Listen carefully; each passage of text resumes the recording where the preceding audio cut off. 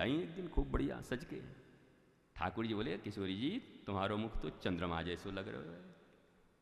सोई किशोरी जी नाराज, मानी नहीं है। जब जाके यशोदा मैया को लोगों ने कहा कि मैया तू भी तो थी, तेरो लाला ने 7 दिना तक गिरिराज जी उठाए लियो। बोला हमको कोई आश्चर्य नहीं है। बोला क्यों?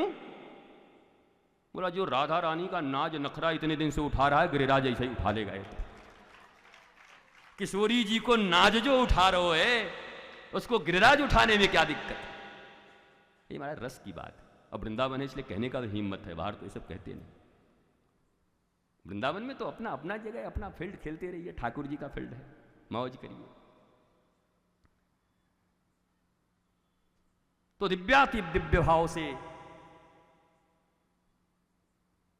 ठाकुर जी आए, कंस का मामला समाप्त। ठाकुर जी ने विद्या अध्ययन किया। अब आ गया इनका मित्र चचेरा भाई वृषणवंशी, बृहस्पति का एकमात्र शिष्य, कश्मीर यूनिवर्सिटी का टॉपर विद्यार्थी उद्धव। उद्धव आए और ठाकुर जी को एक दिन उद्धव ने देखा तो उद्धव को संध्या का समय था। देखिए आज आसमान में 2 चांद निकला है, एक तो बादलों के बीच छिपा हुआ और एक मुकुट लगा हुआ। ऊपर जाके देखे तो कृष्ण चंद्र चंद्रवंश में कृष्ण चंद्र, एक चंद्र वो, एक कृष्ण चंद्र। ठाकुर बड़े कारुणिक अंदाज में, वृंदावन की तरफ मुख है ठाकुर जी का। सुदूर यमुना मैया दिखाई पड़ रही, यमुना के उस पार जलते हुए कुछ दीपक दिख रहे हैं और ठाकुर जी की आंखों से अजस्र धारा बह रही है। उद्धव नजदीक गए, अरे ये तो ठाकुर लग रहे, कौन है? और नजदीक पहुंचे तो देखे ठाकुर आंख बंद करके, आंखों से अश्रु गिर रहा है ठाकुर जी का, और बड़े करुण स्वर में ठाकुर जी राधे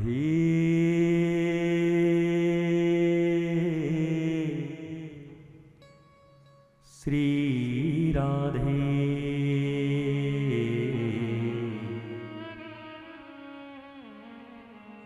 हे राधे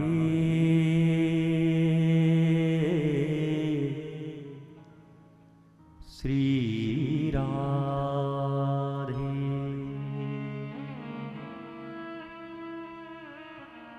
राधे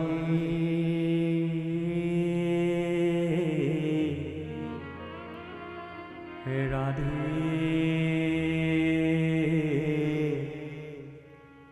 श्री राधे श्री राधे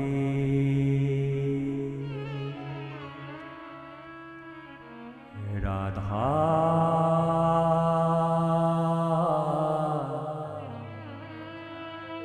राधा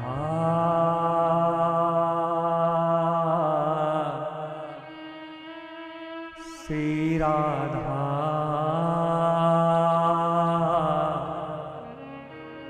श्री राधा।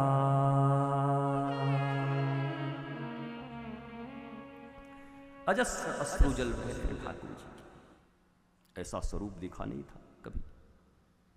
उद्धव गया नजदीक जाके, महाराज ठाकुर जी को पकड़ लिया। कृष्ण कृष्ण क्या हुआ? ठाकुर जी चेतना है।